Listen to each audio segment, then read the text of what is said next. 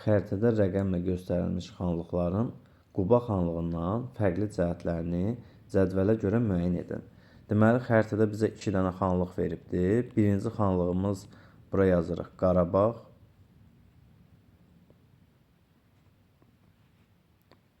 İkinci xanlığımız isə Şəki xanlığıdır.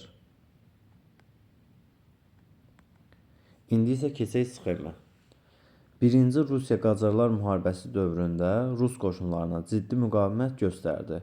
Xeyr, biz Quba xanlığından fərqli olaraq Qarabağ xanlığında Rus qoşunlarına müqavimətin şahidi olmuruq.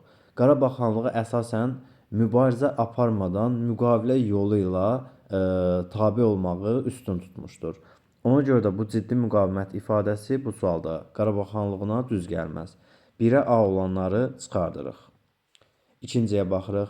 Xan hər il öz gəlirlərindən Rusiya xəzinəsinə xərac ödəməyi öhdəsinə götürürdü. Bəli, imzalanan Kürəkçay müqaviləsində xərac verilməsi ilə bağlı maddə var idi. Növbəti hissəyə baxırıq. Rus qoşunları tərəfindən işğal edildi.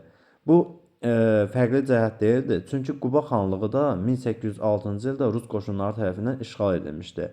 Və eyni zamanda Qarabağ xanlığı da 1805-ci ildə işğal edilmişdi. Ona görə bu oxşar cəhətdir. Bu səbəbdən dolayı C variantını çıxardırıq. C variantını variantlardan da atırıq. Keçək ikinci hissəyə. Rusiya ilə müqavilə imzaladı. Şəki xanlığının Rusiya ilə müqaviləsi var idi. Quba xanlığının isə yox idi. Şəki xanlığı Kürəkçay müqaviləsini imzalamışdı. Ona görə A-nı götürəcəyik. Digər variantı da atacağıq. Artıq düzgün cavabımız göründü. Davam eləyək. Rusiya işğalına qarşı üsyan qaldırdı. Bu da oxşar cavablar arasında yer alır. Çünki 1806-cı ildə Şəkidə üsyan var. 1810-cu ildə də Quba xanlığında üsyan qeydə alınıbdı. Keçək növbəti hissəyə. Komendant tərəfindən idarə edilirdi. Bu Şəki xanlığına heç uyğun gəlməyəcək. Çünki Quba xanlığı 1810-cu ildə ləğv olunur. Orada komendant idarə üsulu yaradılır.